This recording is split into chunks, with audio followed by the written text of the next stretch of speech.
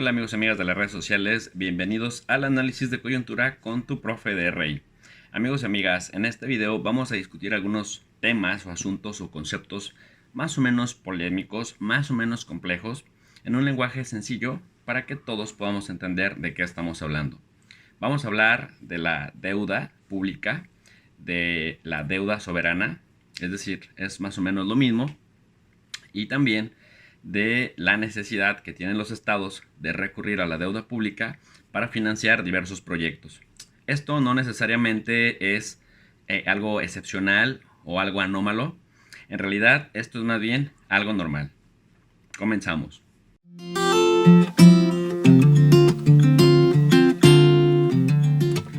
Amigos y amigas, generalmente el Estado tiene tres modalidades de recabar dinero para financiar sus proyectos. Los proyectos de obra pública, los proyectos del pago de nómina a sus trabajadores y también pues, los grandes proyectos de reformas y de gobernabilidad para un país. A grandes rasgos, los ingresos vienen del comercio, cuando el Estado genera condiciones para que se comercie, de la recolección de impuestos, los impuestos que pagamos nosotros, las personas, en general en diferentes modalidades, pero también la adquisición de deuda. Generalmente se adquiere deuda con organismos internacionales como el Banco Mundial, el Banco Interamericano de Desarrollo, el Fondo Monetario Internacional, o a través de lo que se conoce como la emisión de letras o de bonos.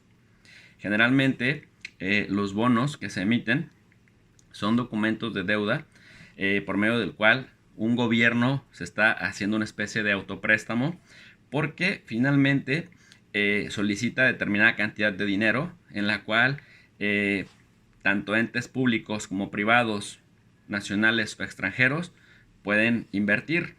Y en esas letras o en esos bonos, los gobiernos más o menos estipulan el interés con el que va a regresar ese dinero en determinados plazos a quienes inviertan. Las personas comunes y corrientes como tú y como yo podemos invertir también a través de fondos de ahorro, fondos de inversión, a través incluso de afores y otras modalidades. Generalmente nosotros pensamos que con la acumulación de dinero no se puede hacer nada, pero corredores de bolsa, intermediarios financieros, estos grupos que se dedican a mover los fondos de inversión, sí que saben cómo mover lo reunido. En ese orden de ideas, amigos y amigas, entonces el Estado emite bonos, en esos bonos solicita una cantidad determinada, diversos entes públicos y privados participan, el Estado se compromete, decía yo, con una tasa de interés a devolverle al prestamista o al inversionista a través de estos bonos la cantidad estipulada en plazos estipulados.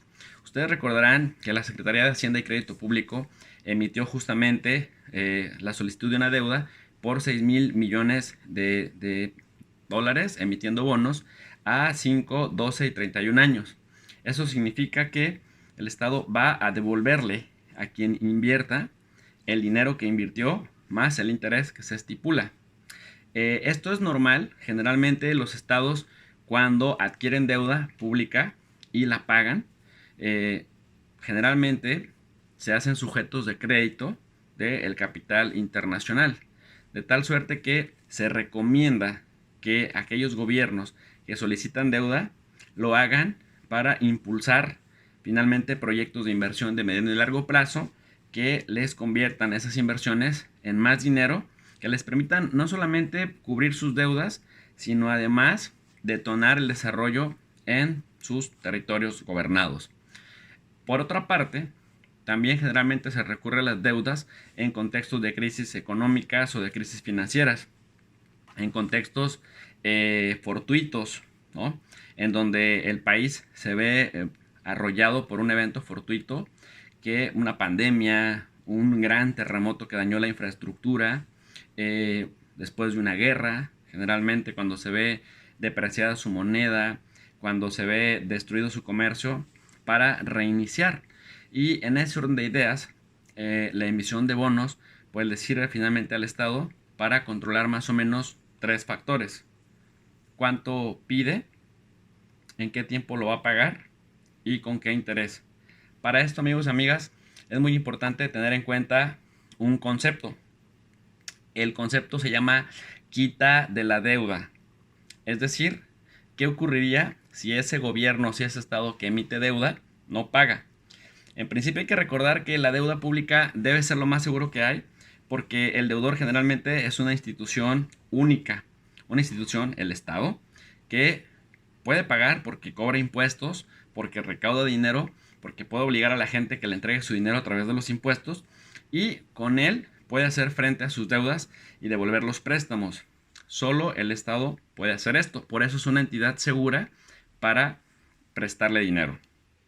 Sin embargo, a pesar de que es la entidad más segura a la que le puedes prestar dinero porque sabes que te lo va a pagar y porque hay garantías de que te lo pague, pues resulta que la historia nos dice que no todos los estados tienden a pagar siempre sus deudas. Por eso se les califica de cierta manera en el grado o nivel de confiabilidad.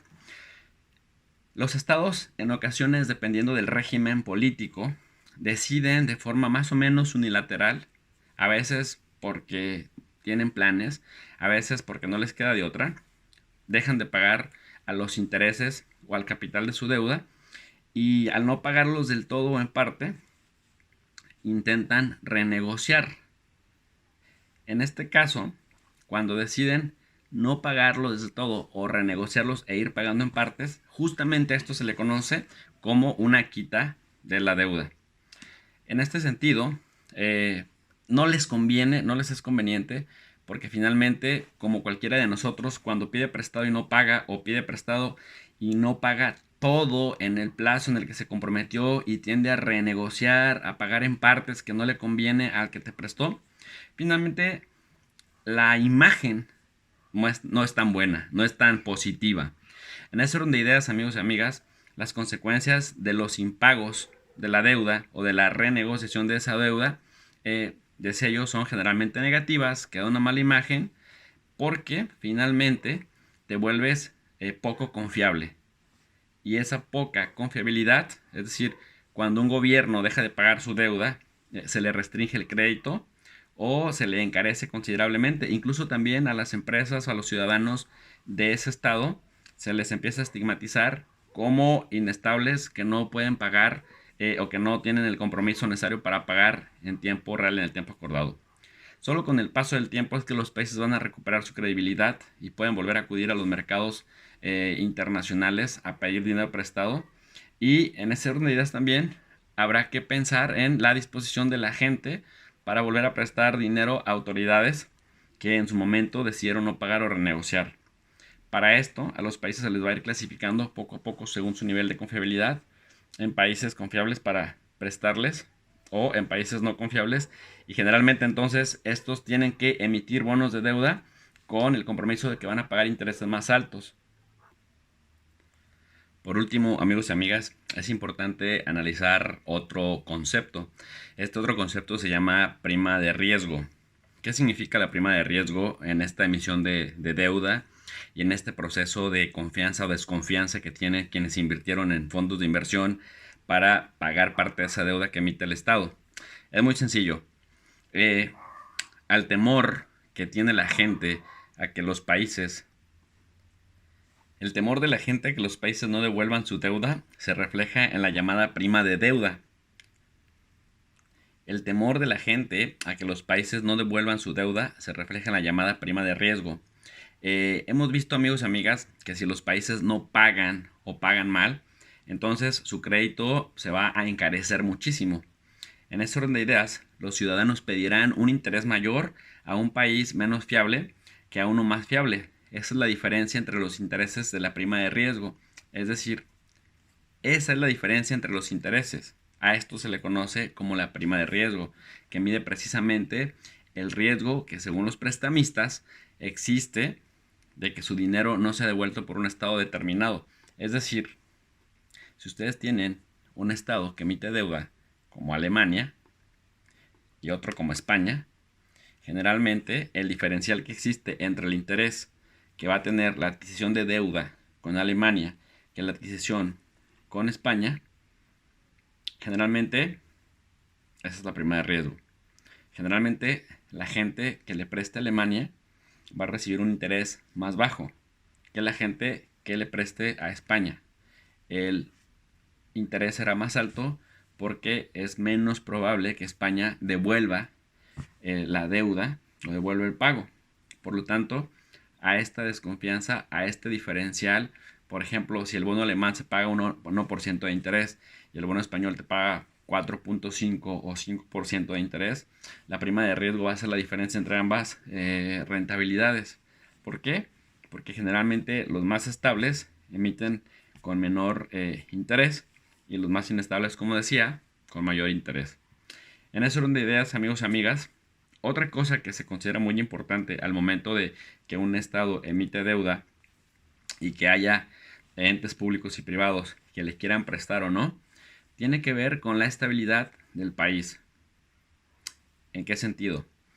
Un país aprueba una deuda o solicita un préstamo a través de diferentes mecanismos, pero principalmente en la emisión de deuda, en función de una cantidad de capacidades materiales que garanticen que en determinado momento tiene que pagar sí o sí, a menos que se le atraviese una variable que no pueda controlar.